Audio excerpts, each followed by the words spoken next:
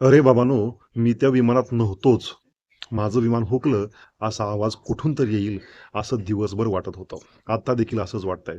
कालची बातमी ही खोटी ठरावी, असं दिवसभर वाटत होतं. मित्रांनो, महाराष्ट्राचे लाडके नेते, सलग 5-6 वेळेस उपमुख्यमंत्री पद भूषवणारे महाराष्ट्राचे लाडके कर्तव्यदक्ष अजितदादा पवार या जगात राहिले नाहीत, ही गोष्ट मनाला पटत नाहीये.